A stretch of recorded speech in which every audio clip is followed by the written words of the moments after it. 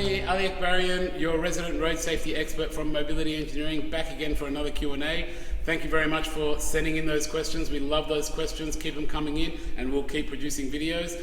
And thank you very much for hitting that subscribe button. So like this pillow, there's a button that's down there somewhere at the bottom of your screen. Please hit that button, show us some love. We'd love your support to get to that 1,000 subscribers. So please, please, please hit that button and let's get into today's question.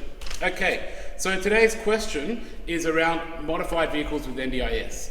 So with NDIS, and to be honest, not even NDIS, it's not really relevant to the situation. It's basically relevant to the vehicles. The question is, I've had my vehicle modified with an NDIS approved modification. Now do I need to get it engineered, right? Do I need to get a certificate for it? Long and short of it is yes, you do need to get it certified. Now, this is something that has come up a little bit, and the reason why I mentioned NDIS in particular is because the certification has to be part of the job. So when someone modifies a vehicle for you, so like you can see I've got a vehicle here, and there's a bit of messy stuff on the seat, but you can see I've got like all this seating in there. There's like a disability seat in there, a swivel seat, a Tony Evo, got some hand controls on there.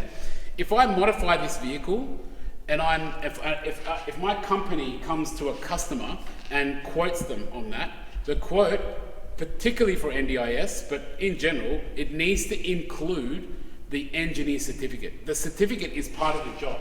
If you've been given a modified vehicle and the person giving you the modified vehicle hasn't also arranged for engineer certification, then the job is incomplete. That's basically the bottom line. So you've got to be very careful around that. We have heard a couple of stories around NDIS where people have purchased the parts, or sorry, purchased the modification, and basically the people who have modified it have left them a little bit in the lurch and said, you need to go get them engineered, and they have a lot of dramas doing that. And they also don't have the funding to do that because it wasn't part of the application for the funding for that product. So it's very, very important. In general, 99.999% of modifications you do to a vehicle, they must be certified. So just as a golden rule, if you're drilling holes, cutting bits and pieces out of the vehicle, if you're changing seats, if you're changing anything to do with the safety systems, seats, seat belts, pedals, all of that kind of stuff, any of that stuff that gets touched, you need to get an engineer or the government to authorize that modification, to issue a certificate for it. So yeah, you do need to certify modifications for vehicles in NDIS. And it's very important that the person that provides that modification is also providing the certification as part of it. So yeah, hopefully that answers that question. Thank you very much for sending in those questions. We love those questions, and keep them on coming. And as I always say, hit that subscribe button down there, and we'll see you next time.